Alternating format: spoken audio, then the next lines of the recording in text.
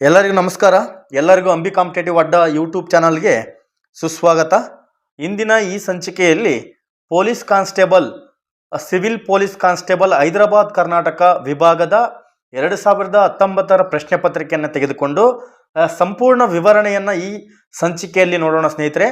ಈ ಸಂಚಿಕೆಯನ್ನು 2 ಭಾಗಗಳಾಗಿ ಮಾಡಿ, ಭಾಗ 1 ಮತ್ತು ಭಾಗ 2. ಯಾಕಂದರೆ ಭಾಗ 1 ಅಂತ ಒಂದೇ ಭಾಗದಲ್ಲಿ ಮಾಡಿದ್ರೆ ಬಹಳ ಲೆಂತಿ ಆಗುತ್ತೆ ವಿಡಿಯೋ. ಹಾಗಾಗಿ ಭಾಗ 1 ಅಂತ ಮಾಡಿ 50 ಪ್ರಶ್ನೆ ಪತ್ರಿಕೆಯನ್ನು ಈ ಸಂಚಿಕೆಯಲ್ಲಿ ಬಿಡಿಸೋಣ. ಈ ಸಂಚಿಕೆಯು ಮುಂಬರುವ ಎಲ್ಲ ಪೊಲೀಸ್ ಇಲಾಖೆಯ ನೇಮಕಾತಿಗೆ ಬಹಳ ಉಪಯುಕ್ತ ಆಗುತ್ತೆ. ಹಾಗಾಗಿ ಬನ್ನಿ ಸ್ನೇಹಿತರೆ, ಮೊದಲನೇ ಪ್ರಶ್ನೆ ನೋಡೋಣ. ಯುನೆಕ್ಸ್ ಕಪ್ ಯಾವ ಕ್ರೀಡೆಯೊಂದಿಗೆ ಸಂಬಂಧಿಸಿದೆ? ಇದಕ್ಕೆ ಸರಿಯಾದ ಉತ್ತರ ಬ್ಯಾಡ್ಮಿಂಟನ್. ಬ್ಯಾಡ್ಮಿಂಟನ್ ಕ್ರೀಡೆಗೆ ಯುನೆಕ್ಸ್ ಕಪ್ ಕ್ರೀಡೆಯೊಂದಿಗೆ ಸಂಬಂಧಿಸಿದೆ. ಮುಂದಿನ ಪ್ರಶ್ನೆ, ಈ ಕೆಳಗಿನ ಯಾವ ದಿನವನ್ನು ಕರ್ನಾಟಕದಲ್ಲಿ ಪೊಲೀಸ್ ಧ್ವಜ ದಿನವೆಂದು ಆಚರಿಸಲಾಗುತ್ತದೆ? ಬಹಳ ಇಂಪಾರ್ಟೆಂಟ್ ಸ್ನೇಹಿತರೆ, ಯಾಕಂದರೆ ಇದು ಪೊಲೀಸ್ ಇಲಾಖೆಯ ಪ್ರಶ್ನೆ ಪತ್ರಿಕೆ ಆಗಿದ್ದರಿಂದ ಇಂಥವು 1 ಅಥವಾ 2 ಪ್ರಶ್ನೆಗಳು ಬರುವುದು ಸಹಜ. ಆ ಪ್ರಚಲಿತ ವಿದ್ಯಮಾನಕ್ಕೆ ಸಂಬಂಧಿಸಿದಂತೆ ಕೂಡ ಪೊಲೀಸ್ ಇಲಾಖೆ, ಸೈಬರ್ ಕ್ರೈಮ್ ಹಾಗೂ ಇಂಟೆಲಿಜೆನ್ಸಿ ಎಲ್ಲದಕ್ಕೂ, ಹಾಗೂ SIT, ಇತ್ತೀಚೆಗೆ SITಯನ್ನು ರಚನೆ ಮಾಡಲಾಗಿದೆ. ಏನಕ್ಕೆ SIT ಅಂದರೆ ಏನು ಅಂತ ಮುಂದೆ ಹಲವಾರು ಪ್ರಶ್ನೆ ಪತ್ರಿಕೆಯಲ್ಲಿ ಪ್ರಶ್ನೆಯನ್ನು ಕೇಳಬಹುದು. ಇದಕ್ಕೆ ಸರಿಯಾದ ಉತ್ತರ 2ನೇ ಏಪ್ರಿಲ್ 2 ಪೊಲೀಸ್ ಧ್ವಜ ದಿನ ಎಂದು ಆಚರಿಸಲಾಗುತ್ತದೆ. ಹಾಗಾದರೆ ಹಿನ್ನೆಲೆ ಏನು ಎಂಬುದು ನೋಡೋದಾದರೆ 1965 ಏಪ್ರಿಲ್ 2ರಂದು ಕರ್ನಾಟಕ ರಾಜ್ಯ ಪೊಲೀಸ್ ಕಾಯ್ದೆಯು ಜಾರಿಗೆ ಬರ್ತತಿ. ಪೊಲೀಸ್ ಕಾಯ್ದೆ ಜಾರಿಗೆ ಬಂದ ಹಿನ್ನೆಲೆಯಲ್ಲಿ ಏಪ್ರಿಲ್ 2 ಪೊಲೀಸ್ ಧ್ವಜ ದಿನವೆಂದು ಪ್ರತಿ ವರ್ಷವೂ ಆಚರಣೆ ಮಾಡ್ಕೊಂತ ಬರ್ತಾಯಿದ್ದೀವಿ. ಇದನ್ನು ಪೊಲೀಸ್ ಕಲ್ಯಾಣ ದಿನ ಅಂತಲೂ ನಾವು ಕರಿತೀವಿ. ಏನು? ಪೊಲೀಸ್ ಕಲ್ಯಾಣ ದಿನ ಎಂದು ಕೂಡ ನಾವು ಇದನ್ನು ಕರಿತೀವಿ. ನೆನಪಿರಲಿ, ಮುಂದೆ ಪ್ರಶ್ನೆ ಆಗ್ಬೋದು. ಯಾವ ದಿನವನ್ನು ಪೊಲೀಸ್ ಕಲ್ಯಾಣ ದಿನವೆಂದು ಆಚರಣೆ ಮಾಡಲಾಗುತ್ತದೆ ಎಂದೂ ಕೇಳ್ಬೋದು. ಸರಿಯಾದ ಉತ್ತರ ಏಪ್ರಿಲ್ 2. ಹಾಗಾದರೆ ಇದಕ್ಕೆ ಸಂಬಂಧಪಟ್ಟಂಗೆ ಇನ್ನೊಂದು ನೋಡೋದಾದರೆ ಅಕ್ಟೋಬರ್ 21 ಇದು ಪೊಲೀಸ್ ಇಲಾಖೆಯಲ್ಲಿ ಬಹಳ ಪ್ರಾಮುಖ್ಯತೆಯನ್ನು ಪಡೆದಂತಹ ದಿನ. ಏನು? ಅಕ್ಟೋಬರ್ 21. ಏನು ಹಾಗಾದರೆ ಅಕ್ಟೋಬರ್ 21 ಅಂದರೆ ಪೊಲೀಸ್ ಹುತಾತ್ಮರ ದಿನಾಚರಣೆ. ಪೊಲೀಸ್ ಹುತಾತ್ಮರ ದಿನ ಎಂದು ಅಕ್ಟೋಬರ್ 21 ನಾವು ಆಚರಣೆ ಮಾಡ್ತೀವಿ. ಮುಂದಿನ ಪ್ರಶ್ನೆ, 3ನೇ ಪ್ರಶ್ನೆ, ಈ ಕೆಳಗಿನ ಯಾವ ರಾಜ್ಯದಲ್ಲಿ ಅತಿ ಹೆಚ್ಚು ನೈಸರ್ಗಿಕ ರಬ್ಬರ್ ಉತ್ಪತ್ತಿ ಆಗುತ್ತದೆ ಎಂಬುದು ಈ ಪ್ರಶ್ನೆಯಾಗಿದೆ. ಇದಕ್ಕೆ ಸರಿಯಾದ ಉತ್ತರ ಆಯ್ಕೆ ಡಿ, ಕೇರಳ. ಕೇರಳ ರಾಜ್ಯದಲ್ಲಿ ಬಹುತೇಕ ಎಲ್ಲರಿಗೂ ಗೊತ್ತಿರಬಹುದು, ಕೇರಳ ರಾಜ್ಯದಲ್ಲಿ ಅತಿ ಹೆಚ್ಚು ನೈಸರ್ಗಿಕ ರಬ್ಬರನ್ನು ಉತ್ಪತ್ತಿ ಮಾಡಲಾಗುತ್ತದೆ. ರಬ್ಬರ್ ಯಾವುದರಿಂದ ತಯಾರು ಮಾಡ್ತಾರೆ ಅಂತಂದರೆ, ರಬ್ಬರು ಮರದ ಹಾಲಿನಿಂದ ರಬ್ಬರನ್ನು ತಯಾರಿ ಮಾಡಲಾಗುತ್ತದೆ. ರಬ್ಬರ್ ಹಾಲಿಗೆ ಗಂಧಕ ಡೈಆಕ್ಸೈಡ್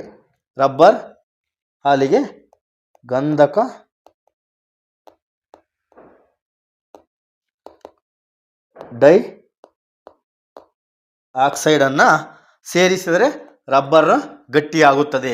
ಸರಿಯಾಗಿ ನೆನಪಿರಲಿ ಸ್ನೇಹಿತರೆ, ಕೆಳಗಿನ ಭಾರತದ ಯಾವ ರಾಜ್ಯದಲ್ಲಿ ಅತಿ ಹೆಚ್ಚು ನೈಸರ್ಗಿಕ ರಬ್ಬರ್ ಉತ್ಪತ್ತಿ ಆಗುತ್ತಂದರೆ ಕೇರಳದಕ್ಕೆ ಸರಿಯಾದ ಉತ್ತರ ಗಂಧಕ ಡೈಆಕ್ಸೈಡನ್ನು ರಬ್ಬರ್ ಹಾಲಿಗೆ ಸೇರಿಸಿದಾಗ ರಬ್ಬರ್ ಗಟ್ಟಿಯಾಗುತ್ತದೆ. ಯಾವುದು? ಗಂಧಕ ಡೈಆಕ್ಸೈಡ್. ನೆನಪಿರಲಿ. ಮತ್ತು ಹಾಗಾದರೆ ಈ ವಿಧಾನವನ್ನು ಏನಂತ ಕರೀತಾರೆ ಅಂತೇಳಿ ಒಮ್ಮೆ ಪ್ರಶ್ನೆ ಆಗಿತ್ತು. ಏನಂತ ಕರೀತಾರೆ? ಈ ವಿಧಾನವನ್ನು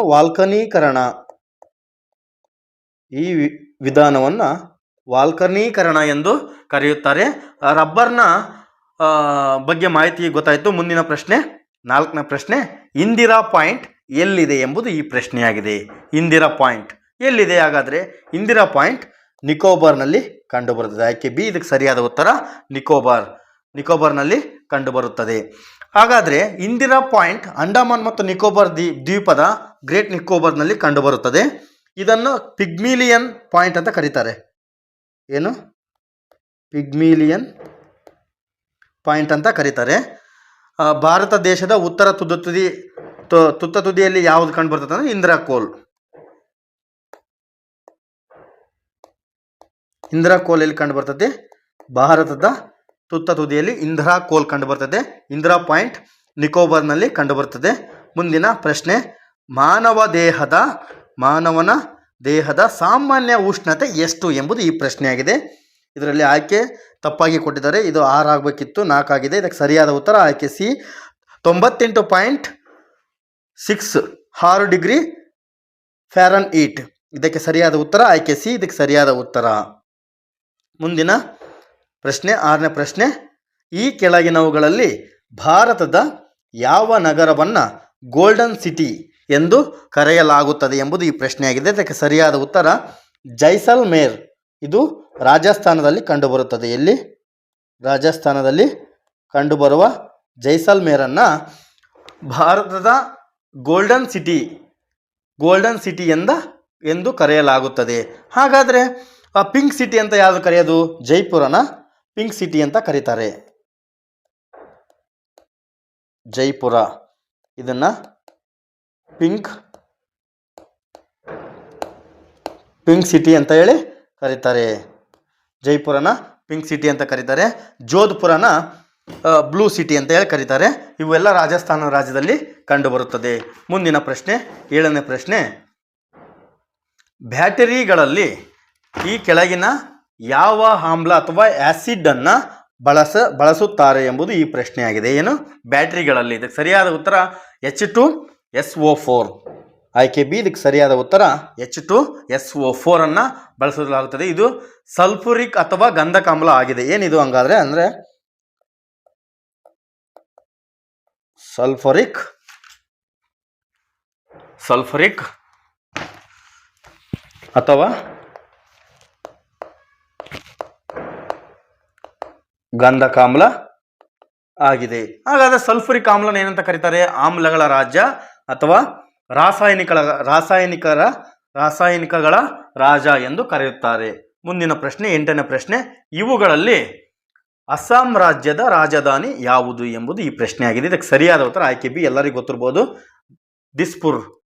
ದಿಸ್ಪುರ್ ಅಸ್ಸಾಂ ರಾಜ್ಯದ ರಾಜಧಾನಿ. ಹಾಗಾದರೆ ಇಂಪಾಲ್ ಯಾವುದು? ಇದು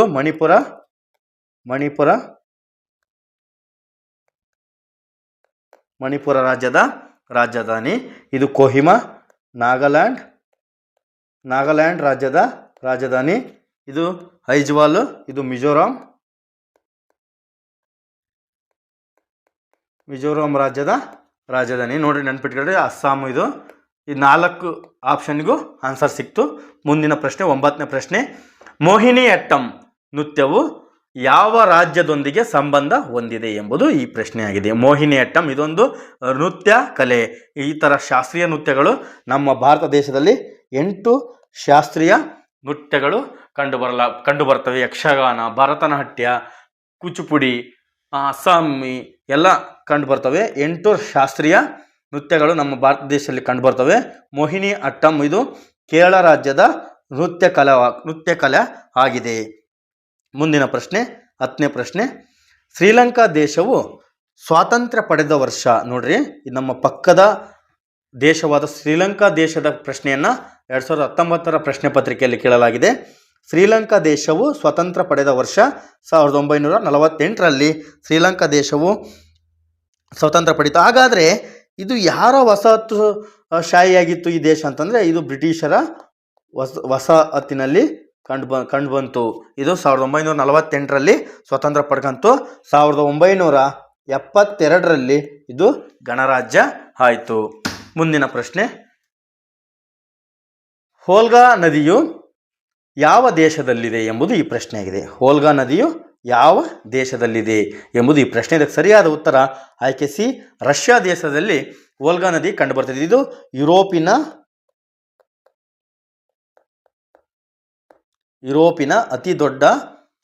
ಅತಿ ಉದ್ದವಾದ ನದಿಯಾಗಿದೆ.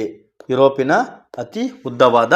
ಹಾಗಾದರೆ ಬ್ರೆಜಿಲ್ ದೇಶದಲ್ಲಿ ಒಂದೇನೋ ಕಂಡುಬರ್ತದೆ ವಿಶೇಷತೆ ಏನಂದರೆ, ಬ್ರೆಜಿಲ್ ದೇಶದಲ್ಲಿ ಅತಿ ದೊಡ್ಡದಾದ ಅಮೆಜಾನ್ ನದಿ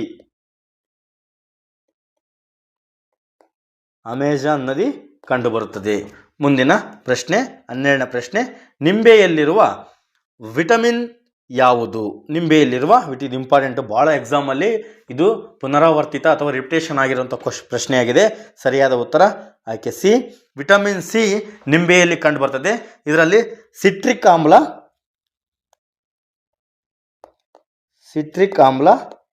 ಕಂಡುಬರುತ್ತದೆ. ಯಾವುದು? ಸಿಟ್ರಿಕ್ ಆಮ್ಲ ಕಂಡುಬರ್ತದೆ. ಹಾಗಾದರೆ ಸಿಟ್ರಿಕ್ ಆಮ್ಲ ಅಥವಾ ವಿಟಮಿನ್ ಸಿ ಯಲ್ಲಿ ಕಂಡುಬರುವ ಯಾವ ಅಂದರೆ ನಿಂಬೆ, ಕಿತ್ತಳೆ, ಮೂಸುಂಬೆ ಇವು ವಿಟಮಿನ್ ಸಿ ಯಲ್ಲಿ ಕಂಡುಬರುವಂತಹ ಹಣ್ಣುಗಳಾಗಿವೆ. ಇದರ ರಾಸಾಯನಿಕ ಹೆಸರು ಏನಂತ ಪ್ರಶ್ನೆ ಆಗಬಹುದು. ಯಾವುದು? ವಿಟಮಿನ್ ಸಿಯ ರಾಸಾಯನಿಕ ಹೆಸರು ಆಸ್ಕಾರ್ಬಿಕ್ ಆಮ್ಲ. ಆಸ್ಕಾರ್ಬಿಕ್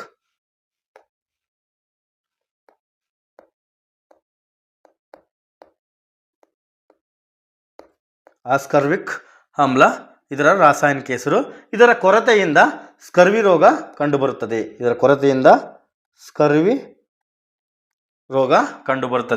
ಮುಂದಿನ ಪ್ರಶ್ನೆ 13ನೇ ಪ್ರಶ್ನೆ. ಇವುಗಳಲ್ಲಿ ಯಾವುದು ಎಸ್.ಎಲ್. ಭೈರಪ್ಪನವರ ಕಾದಂಬರಿ ಅಲ್ಲ ಎಂಬುದು ಈ ಪ್ರಶ್ನೆಯಾಗಿದೆ. ಇದು ನಾಯಿ ನೆರಳು, ಬಿತ್ತಿ, ಮತದಾನ, ವಂಶವೃಕ್ಷ ಇವೆಲ್ಲ ಕಾದಂಬರಿ ಕೂಡ ಎಸ್.ಎಲ್. ಭೈರಪ್ಪನವರ ಕಾದಂಬರಿ. ಅದರ ಮರಳಿ ಮಣ್ಣಿಗೆ ಇದು ಶಿವರಾಮ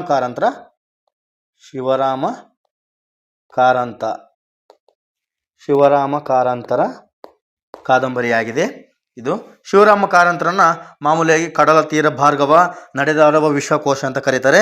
ಎಸ್ ಎಲ್ ಭೈರಪ್ಪನವ್ರದ್ದು ಇನ್ನೊಂದು ವಿಶೇಷತೆ ಏನಂದರೆ 2010ರಲ್ಲಿ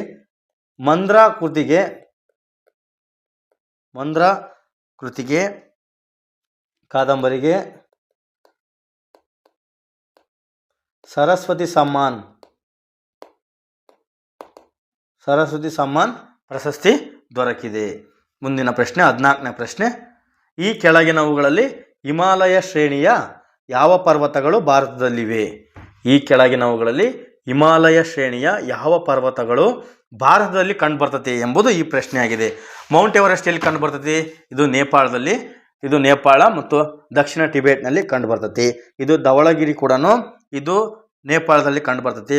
ಅನ್ನಪೂರ್ಣ ಪರ್ವತ ಕೂಡ ನೇಪಾಳದಲ್ಲಿ ಕಂಡುಬರ್ತೈತಿ. ಆದರೆ ನಂದಾದೇವಿ ಇದು ಭಾರತದ ಉತ್ತರಾಖಂಡ ರಾಜ್ಯದಲ್ಲಿ ಕಂಡುಬರ್ತೈತಿ. ಮುಂದಿನ ಪ್ರಶ್ನೆ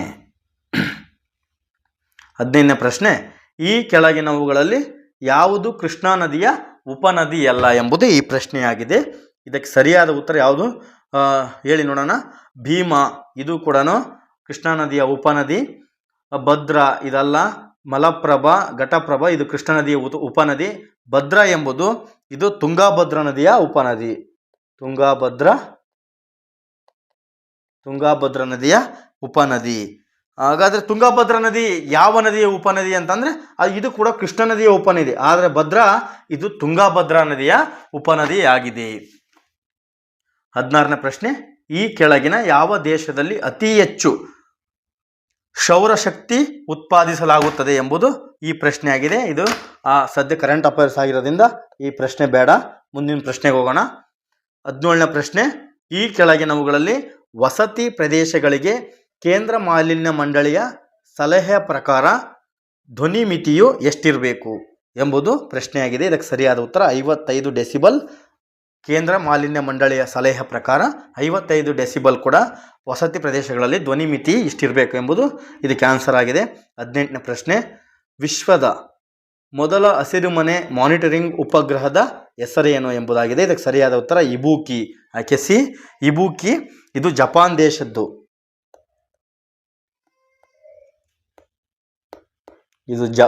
ಜಪಾನ್ ದೇಶದ್ದು ವಿಶ್ವದ ಮೊದಲ ಹಸಿರುಮನೆ ಅನಿಲ ಮಾನಿಟರಿಂಗ್ ಉಪಗ್ರಹ ಇದಾಗಿದೆ. ಮುಂದಿನ ಪ್ರಶ್ನೆ 19ನೇ ಪ್ರಶ್ನೆ. ಇಂದಿನ ಜಾಗತಿಕ ಅನಿಲ ಪರಿಶೋಧನಾ ಮಾರುಕಟ್ಟೆಯಲ್ಲಿ ಶೆಲ್ ಗ್ಯಾಸ್ ಹೆಚ್ಚು ಪ್ರಾಮುಖ್ಯತೆಯನ್ನು ಪಡೆಯುತ್ತಿರುವುದು ಈ ಕೆಳಗಿನ ಯಾವ ಗುಣಗಳಿಂದ ಎಂಬುದು ಈ ಪ್ರಶ್ನೆಯಾಗಿದೆ. 19ನೇ ಪ್ರಶ್ನೆ. ಇದಕ್ಕೆ ಸರಿಯಾದ ಉತ್ತರ ಅತಿ ಹೇರಳವಾದ ನಿಕ್ಷೇಪಗಳಲ್ಲಿ ಇದರ ಲಭ್ಯತೆಯಿಂದ. ಇದರ ಲಭ್ಯತೆ ಅತಿ ಹೆಚ್ಚು ಹೇರಳವಾಗಿ ದೊರೆಯುವುದರಿಂದ ಅತಿ ಹೆಚ್ಚು ಪ್ರಾಮುಖ್ಯತೆಯನ್ನು ಪಡ್ಕೊಂಡಿದೆ. ಮುಂದಿನ ಪ್ರಶ್ನೆ 20ನೇ ಪ್ರಶ್ನೆ. ಓಜೋನ್ ವಲಯವು ಎಲ್ಲಿದೆ? ಇದು ಬಹಳ ಸಿಂಪಲ್ ಪ್ರಶ್ನೆ. ಇದು ಬಹಳ ರಿಪೀಟ್ ಆಗಂಥ ಪ್ರಶ್ನೆ. ಓಜೋನ್ ಇದು ವಾಯುಮಂಡಲ ಅಥವಾ ಸ್ಟ್ರಾಟೋಸ್ಪಿಯರ್. ಸ್ಟ್ರಾಟೋಸ್ಫಿಯರ್ನಲ್ಲಿ ಕಂಡುಬರ್ತತಿ. ಪ್ರಮುಖವಾಗಿ ನಮ್ಮ ವಾಯುಗೋಳದಲ್ಲಿ 5 ವಲಯಗಳನ್ನಾಗಿ ಮಾಡಲಾಗಿದೆ. 5 ವಲಯ ಕೂಡ ನೀವು ನೆನ್ಪಿಟ್ಕೋಬೇಕು ಸ್ನೇಹಿತರೆ. ಪ್ರಮುಖವಾಗಿ ಇದರ ರಾಸಾಯನಿಕ ಹೆಸರು ಓಜೋನ್ನ ರಾಸಾಯನಿಕ ಹೆಸರು O3. ಸರಿಯಾಗಿ ನೆನಪಿರಲಿ, O3 ಓಜೋನ್ನ ರಾಸಾಯನಿಕ ಹೆಸರು. ಇದು ಓಜೋನ್ ಸಾಂದ್ರತೆಯನ್ನು ಅಳೆಯುವ ಮಾನ ಯಾವುದು ಹಂಗಾದ್ರೆ ಅಂದರೆ ಡೊಬ್ಸನ್ ಮಾನ. ಡೊಬ್ಸನ್ ಮಾನ ಇದು ಓಜೋನ್ ಸಾಂದ್ರತೆಯನ್ನು ಅಳೆಯುವಂತಹ ಮಾನದಂಡವಾಗಿದೆ. ಹಾಗಾದರೆ ಇದಕ್ಕೆ ಸಂಬಂಧಪಟ್ಟಂತೆ ಒಂದು ಒಪ್ಪಂದ ನಡೀತತೆ, ಮ್ಯಾಂಟ್ರಿಯಲ್ ಒಪ್ಪಂದ.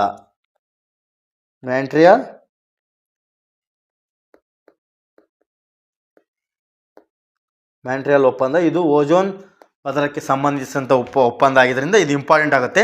ಇದು 1987 ಸೆಪ್ಟೆಂಬರ್ 16ರಂದು ಈ ಒಪ್ಪಂದ ನಡೀತೈತಿ. ಎಲ್ಲಿ? ಕೆನಡಾದ ಮ್ಯಾಂಟ್ರಿಯಲ್ನಲ್ಲಿ ನಡೀತೈತಿ. ಹಾಗಾಗಿ ಪ್ರತಿ ವರ್ಷ ಸೆಪ್ಟೆಂಬರ್ 16ರನ್ನು ಓಜೋನ್ ಸಂರಕ್ಷಣಾ ದಿನ ಅಂತೇಳಿ ನಾವು ಆಚರಣೆ ಮಾಡ್ತೀವಿ. ಇದು ನೆನ್ಪಿಟ್ಕೋಬೇಕು ಸ್ನೇಹಿತರೆ, ಭಾಳ ಇದು ಇಂಪಾರ್ಟೆಂಟ್ ಈ ಪ್ರಶ್ನೆ. ಇದು ಮುಂದಿನ ಪ್ರಶ್ನೆ 21ನೇ ಪ್ರಶ್ನೆ. ಈ ಕೆಳಕಂಡವುಗಳಲ್ಲಿ ಯಾವ ಬೆಳೆಯ ಮಣ್ಣಿನಲ್ಲಿರುವ ಸಸಾರಜನಕ ಅಂಶವನ್ನು ಹೆಚ್ಚಿಸ್ತದೆ? ಯಾವ ಬೆಳೆ ಮಣ್ಣಿನಲ್ಲಿರುವಂತಹ ಸಸಾರಜನಕ ಅಂಶವನ್ನು ಹೆಚ್ಚಿಸುತ್ತದೆ ಎಂಬುದು ಈ ಪ್ರಶ್ನೆಯಾಗಿದೆ. ಇದಕ್ಕೆ ಸರಿಯಾದ ಉತ್ತರ ಆಯ್ಕೆ ಡಿ, ಬಟಾಣಿ. ಇದು ಮಣ್ಣಿನಲ್ಲಿರುವಂತಹ ಸಸಾರಜನಕ ಅಂಶವನ್ನು ಇದು ಹೆಚ್ಚು ಮಾಡ್ತತಿ. ಇದು ಒಂದು ದ್ವಿದಳ ಧಾನ್ಯವಾಗಿದೆ. ಮುಂದಿನ ಪ್ರಶ್ನೆ 27ನೇ ಪ್ರಶ್ನೆ. ಶಹತೂತ್ ಶಾಲ್ಗಳ ಗುಣಮಟ್ಟ ಮತ್ತು ಬೇಡಿಕೆಯು ಈ ಕೆಳಗಿನ ಯಾವ ಜಾತಿಯ ಚಿಗರೆ ಅಥವಾ ಹುಲ್ಲೆಗಳಿಗೆ ಅಪಾಯವನ್ನು ಉಂಟು ಮಾಡಿದೆ ಎಂಬುದು ಈ ಪ್ರಶ್ನೆಯಾಗಿದೆ. ಚಿರು ಟಿಬೇಟಿಯನ್ ಹುಲ್ಲೆ ಎಂಬ ಈ ಪ್ರಾಣಿಗೆ ಇದು ಬಹಳ ಅಪಾಯವನ್ನು ಉಂಟು ಮಾಡ್ತದೆ. ಯಾಕಂದರೆ ಈ ಶಹತೂತ್ ಶಾಲ್ ಎಂಬುದು ಒಂದು ಉಣ್ಣೆಯ ಶಾಲು. ಇದು ಒಂದು ಉಣ್ಣೆಯ ಶಾಲು. ವಿಶ್ವದಲ್ಲಿಯೇ ಅತಿ ದುಬಾರಿ ಶಾಲ್ ಯಾವುದ್ರಿದ್ರೆ ಇದೇ ಶಾಲು. ಹಾಗಾಗಿ ಇದು ಚಿರು ಅಥವಾ ಟಿಬೇಟಿಯನ್ ಹುಲ್ಲೆ ಎಂಬ ಜಾತಿಯ ಪ್ರಾಣಿಯ ಮೇಲೆ ಬಹಳ ಅಪಾಯವನ್ನು ಉಂಟು ಮಾಡಿದೆ. ಮುಂದಿನ ಪ್ರಶ್ನೆ 23ನೇ ಪ್ರಶ್ನೆ. ಈ ಕೆಳಗಿನವುಗಳಲ್ಲಿ ಯಾವುದು ಭಾರತದಲ್ಲಿ ಮ್ಯೂಚುವಲ್ ಫಂಡ್ಗಳನ್ನು ನಿಯಂತ್ರಿಸುತ್ತದೆ? ಯಾವುದು ಅಂದರೆ ಸೆಬಿ ಇದು ಮ್ಯೂಚುವಲ್ ಫಂಡನ್ನು ನಿಯಂತ್ರಣ ಮಾಡ್ತದೆ. ಹಾಗಾದರೆ ಸೆಬಿ ಇದು ವಿಸ್ತೃತ ರೂಪ ಏನಂತ ಒಂದ್ಸರಿ ಪ್ರಶ್ನೆ ಕೇಳಿದ್ರು. ಏನಪ್ಪ ಅಂದರೆ security and exchange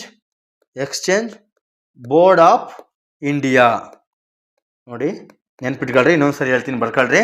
securities and exchange board of India ಇದು ಸೆಬಿಯ ಫುಲ್ ಫಾರ್ಮ್ ಆಗಿದೆ. ಇದು 1988ರಲ್ಲಿ ಆಗಿತ್ತು. ಆದರೆ ಕಾನೂನುಬದ್ಧವಾಗಿ ಅಧಿಕಾರವನ್ನು ಚಾಲನೆ ಮಾಡಿದ್ದು 1992ರಲ್ಲಿ. 1992ರಲ್ಲಿ. ಇದು ಪ್ರಧಾನ ಕಚೇರಿ ಮುಂಬೈನಲ್ಲಿ ಕಂಡುಬರುತ್ತದೆ. ಮುಂದಿನ ಪ್ರಶ್ನೆ 24ನೇ ಪ್ರಶ್ನೆ. ಈ ಕೆಳಗಿನ ದೇಶಗಳಲ್ಲಿ ಯಾವುದು ಭಾರತದ ಅತಿ ದೊಡ್ಡ ರಫ್ತು ಮಾರುಕಟ್ಟೆಯಾಗಿದೆ ಎಂಬುದು ಪ್ರಶ್ನೆಯಾಗಿತ್ತು. ಇದು ಸದ್ಯ ಕರೆಂಟ್ ಅಫೇರ್ಸ್ ಆಗಿದ್ದರಿಂದ ಅವತ್ತಿನ ಆನ್ಸರು ಯುರೋಪಿಯನ್ ಯೂನಿಯನ್ ಆಗಿತ್ತು. 25ನೇ ಪ್ರಶ್ನೆ. ಈ ಕೆಳಗಿನವುಗಳಲ್ಲಿ ಯಾವುದು ಸಾಂಸ್ಥಿಕ ಆಡಳಿತದ ಕಾರ್ಪೊರೇಷನ್ ಗವರ್ನೆನ್ಸ್ ಅಡಿಯಲ್ಲಿ ಬರುವುದಿಲ್ಲ ಎಂಬುದು ಪ್ರಶ್ನೆಯಾಗಿದೆ. ಇದು ಸರಿಯಾದ ಉತ್ತರ ಆಯ್ಕೆ ಸಿ, ನೈತಿಕ ವ್ಯಾಪಾರದ ನಡವಳಿಕೆ. ಇದು ಸಾಂಸ್ಥಿಕ ಆಡಳಿತದ ಅಡಿಯಲ್ಲಿ ಬರುವುದಿಲ್ಲ. 26ನೇ ಪ್ರಶ್ನೆ. ಭಾರತದ ಬ್ಯಾಂಕಿಂಗ್ ರಚನೆಯಲ್ಲಿ ಕೊನೆಯ ರೆಸಾರ್ಟ್ನ ಸಾಲಗಾರ, ನೋಡಿ ನೆನ್ಪಿಟ್ಕೊಳ್ರಿ, ಕೊನೆಯ ರೆಸಾರ್ಟ್ನ ಸಾಲಗಾರ ಯಾವ ಬ್ಯಾಂಕು ಎಂಬುದು ಈ ಪ್ರಶ್ನೆಯಾಗಿದೆ. Reserve bank of India. ಇದನ್ನು ಬ್ಯಾಂಕುಗಳ ಬ್ಯಾಂಕು, ಸರ್ಕಾರದ ಬ್ಯಾಂಕು, ವಾಣಿಜ್ಯ ಬ್ಯಾಂಕುಗಳ ಅಂತಿಮ ಋಣದಾತ ಅಂತೇಳಿ ಕರೀತಾರೆ. ಇದು 1935 ಏಪ್ರಿಲ್ 1ರಂದು ಸ್ಥಾಪನೆ ಆಯಿತು. ನೆನಪಿರಲಿ, ಏಪ್ರಿಲ್ 1ರಂದು ಸ್ಥಾಪನೆ ಆಯಿತು. ಇದು ಹಿಲ್ಟನ್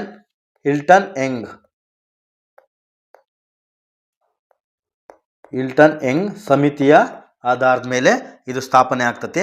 ಹಾಗಾದರೆ ಇದು ರಾಷ್ಟ್ರೀಕರಣಗೊಂಡದ್ದು 1949 ಜನವರಿ 1ರಂದು ಇದು ರಾಷ್ಟ್ರೀಕರಣಗೊಳ್ತತೆ.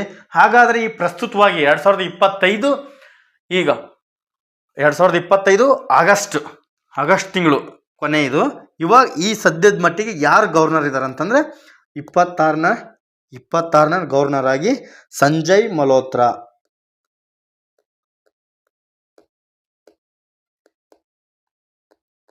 ಸಂಜಯ್ ಮಲ್ಹೋತ್ರಾ ಅವರು ಕರ್ತವ್ಯ ನಿರ್ವಹಿಸ್ತಾ ಇದ್ದಾರೆ. ಮುಂದಿನ ಪ್ರಶ್ನೆ 27ನೇ ಪ್ರಶ್ನೆ, ನಗರ ಸಹಕಾರಿ ಬ್ಯಾಂಕ್ಗಳ ಆಡಳಿತ ನಡೆಸುವುದು ಯಾವುದು ಅಂತ ಐತಿ. ರಾಜ್ಯ ಸರ್ಕಾರ ಮತ್ತು RBI ಇವೆರಡೂ ಸೇರ್ಕೊಂಡು ನಗರ ಸಹಕಾರಿ ಬ್ಯಾಂಕ್ಗಳ ಆಡಳಿತವನ್ನು ನಡೆಸುವುದು. ಮುಂದಿನ ಪ್ರಶ್ನೆ, ಉದ್ಯಮಿ ಸಹಾಯವಾಣಿ ಇದಕ್ಕಾಗಿದೆ ಎಂಬುದು ಈ ಪ್ರಶ್ನೆಯಾಗಿದೆ. ಉದ್ಯಮಿ ಸಹಾಯವಾಣಿ ಯಾವುದಕ್ಕಾಗಿದೆ ಎಂಬುದು ಈ ಪ್ರಶ್ನೆಯಾಗಿದೆ. ಇದಕ್ಕೆ ಸರಿಯಾದ ಉತ್ತರ 28ನೇ ಪ್ರಶ್ನೆಗೆ ಸೂಕ್ಷ್ಮ ಅಥವಾ ಸಣ್ಣ, ಅತಿ ಸಣ್ಣ, ಮಧ್ಯಮ ಶ್ರೇಣಿಯ ಉದ್ಯಮಗಳಿಗೆ ಇದು ಉದ್ಯಮಿ ಸಹಾಯವಾಣಿಯನ್ನು ನಾವು ಕೇಂದ್ರ ಸರ್ಕಾರವು ರಚನೆಯನ್ನು ಮಾಡಿದೆ. ಮುಂದಿನ ಪ್ರಶ್ನೆ 29ನೇ ಪ್ರಶ್ನೆ, RTGS ವಹಿವಾಟಿನ ಮೇಲಿನ ಮಿತಿ ಏನು ಭಾರತದಲ್ಲಿ? ಅಂದರೆ ಯಾವುದೇ ಮಿತಿ ಇಲ್ಲ, RTGS ಮೇಲೆ ಯಾವುದೇ ಮಿತಿ ಇಲ್ಲ. ಹಾಗಾದರೆ RTGS ಅಂದರೆ ಏನು? RTGS ಅಂದರೆ real time gross settlement. Real time gross settlement. ಭಾರತದಲ್ಲಿ RTGS ವಹಿವಾಟಿನ ಮೇಲಿನ ಮಿತಿ ಏನಪ್ಪ ಅಂದರೆ ಯಾವುದೇ ಮಿತಿ ಇಲ್ಲ ಎಂಬುದು ಇದಕ್ಕೆ ಉತ್ತರವಾಗಿದೆ. 30ನೇ ಪ್ರಶ್ನೆ, ಈ ಕೆಳಗಿನ ಯಾವ ಕ್ಷಾರವು ಮನೆ ಬಳಕೆಯಲ್ಲಿರುವ ರೆಫ್ರಿಜರೇಟರ್ ಮತ್ತು ಫ್ರೀಜರ್ಗಳಲ್ಲಿನ ಹ್ಯಾಮೋಮೆಥಲ್ಗಳನ್ನು ಕ್ಷೀಣಿಸುವ ಓಜೋನ್ ಪದರವನ್ನು ಹೆಚ್ಚಾಗಿ ಬದಲಾಯಿಸಲಾಗಿದೆ ಎಂಬುದು ಪ್ರಶ್ನೆಯಾಗಿದೆ. ಆಯ್ಕೆ ಸಿ, ಬ್ಯೂಟೇನ್ ಇದಕ್ಕೆ ಸರಿಯಾದ ಉತ್ತರ, ಬ್ಯೂಟೇನ್. 31ನೇ ಪ್ರಶ್ನೆ, ಮೊಬೈಲ್ ಫೋನ್ಗಳಿಂದ ಉತ್ಪತ್ತಿಯಾಗುವ ಈ ತ್ಯಾಜ್ಯಗಳಲ್ಲಿ ಕೆಳಗಿನ ಯಾವ ಲೋಹ ಹೇರಳವಾಗಿದೆ ಎಂಬುದು ಪ್ರಶ್ನೆಯಾಗಿದೆ. ಸರಿಯಾದ ಉತ್ತರ ತಾಮ್ರ. ತಾಮ್ರದ ಬಳಕೆ ಈ ತ್ಯಾಜ್ಯಗಳಲ್ಲಿ, ಮೊಬೈಲ್ ಉತ್ಪಾದನೆಯ ಈ ತ್ಯಾಜ್ಯಗಳಲ್ಲಿ ಅತಿ ಹೆಚ್ಚು ಹೇರಳವಾಗಿದೆ. ಮುಂದಿನ ಪ್ರಶ್ನೆ 32ನೇ ಪ್ರಶ್ನೆ, ಈ ಕೆಳಗಿನವುಗಳಲ್ಲಿ ಅಂಕಣಕಾರ ಮತ್ತು ಸ್ಪೀಕರ್ ಆಗಿ ಬದಲಾಗುವ ಮುನ್ನ ಹೂಡಿಕೆದಾರ ಬ್ಯಾಂಕರ್ ಆಗಿದ್ದ ಪ್ರಸಿದ್ಧ ಲೇಖಕರ ಯಾರು ಎಂಬುದು ಪ್ರಶ್ನೆಯಾಗಿದೆ. ಚೇತನ್ ಭಗತ್ ಇದಕ್ಕೆ ಸರಿಯಾದ ಉತ್ತರ. 33ನೇ ಪ್ರಶ್ನೆ, ಸೌರಕೋಶಗಳ ಫಲಕಗಳ ಬಗ್ಗೆ ತಪ್ಪಾದ ಹೇಳಿಕೆಯನ್ನು ಸೂಚಿಸಿ ಅಥವಾ ಆರಿಸಿ ಎಂಬುದು ಈ ಪ್ರಶ್ನೆಯಾಗಿದೆ. 33ನೇ ಪ್ರಶ್ನೆ, ಕೋಶಗಳ ಪರಸ್ಪರ ಸಂಪರ್ಕಕ್ಕಾಗಿ ಬೆಳ್ಳಿಯನ್ನು ಬಳಸಲಾಗುತ್ತದೆ ಎಂಬುದು ತಪ್ಪಾಗಿದೆ. ಇದು ತಪ್ಪಾಗಿರುವ ಅಂಶವನ್ನು ಆರಿಸಿ ಎಂಬುದು ಪ್ರಶ್ನೆಯಾಗಿದ್ದರಿಂದ ಈ ಬೆಳ್ಳಿಯನ್ನು ಬಳಸೋದು ತಪ್ಪಾಗಿದೆ. 34ನೇ ಪ್ರಶ್ನೆ, ಈ ಕೆಳಗಿನವುಗಳಲ್ಲಿ ಸಂಪೂರ್ಣವಾಗಿ ಭಾರತೀಯರು ನಿರ್ವಹಿಸಿದ ಬ್ಯಾಂಕ್ ಯಾವುದು ಎಂಬುದು ಈ ಪ್ರಶ್ನೆಯಾಗಿದೆ. ಇದಕ್ಕೆ ಸರಿಯಾದ ಉತ್ತರ ಆಯ್ಕೆ ಬಿ, ಪಂಜಾಬ್ ನ್ಯಾಷನಲ್ ಬ್ಯಾಂಕು ಇದಕ್ಕೆ ಸರಿಯಾದ ಉತ್ತರ. ಇದು 1894ರಲ್ಲಿ ಸ್ಥಾಪನೆ ಆಯಿತು. ಇದನ್ನು ಸ್ಥಾಪನೆ ಮಾಡಿದ್ದು ಲಾಲಾ ಲಜಪತ್ ರಾಯ್. ಇವರನ್ನು ಏನಂತ ಕರೀತಾರೆ? ಪಂಜಾಬಿನ ಕೇಸರಿ ಎಂದು ಇವ್ರ ಬಿರುದು, ಪಂಜಾಬಿನ ಕೇಸರಿ ಎಂಬುದು ಇವ್ರ ಬಿರುದಾಗಿದೆ. 35ನೇ ಪ್ರಶ್ನೆ, ತೀವ್ರವಾದ ಸಂರಕ್ಷಣೆ ಮತ್ತು ನಿರ್ವಹಣೆಗಾಗಿ ಸರ್ಕಾರವು ಗುರುತಿಸಿರುವ ಭಾರತದ 4 ಹವಳದ ಬಂಡೆಗಳ ಪ್ರದೇಶದ ಪೈಕಿ ಈ ಕೆಳಗಿನವುಗಳಲ್ಲಿ ಯಾವುದು ಅಲ್ಲ, ಆ ಗುಂಪಿನಲ್ಲಿ ಯಾವುದು ಕಂಡುಬರಲ್ಲ ಎಂಬುದು ಈ ಪ್ರಶ್ನೆಯಾಗಿದೆ. ಸರಿಯಾದ ಉತ್ತರ ಆಯ್ಕೆ ಬಿ, ಕಂಬಾತ್ ಕೊಲ್ಲಿ. ಇದು ಈ 4 ಹವಳದ ಬಂಡೆಗಳ ಗುಂಪಿನಲ್ಲಿ ಕಂಡುಬರುವುದಿಲ್ಲ. ಕಂಬಾತ್ ಕೊಲ್ಲಿ ಇದು ಗುಜರಾತ್ ರಾಜ್ಯದಲ್ಲಿ ಕಂಡುಬರುತ್ತದೆ. ಎಲ್ಲಿ? ಗುಜರಾತ್ ರಾಜ್ಯದಲ್ಲಿ ಕಂಡುಬರುತ್ತದೆ.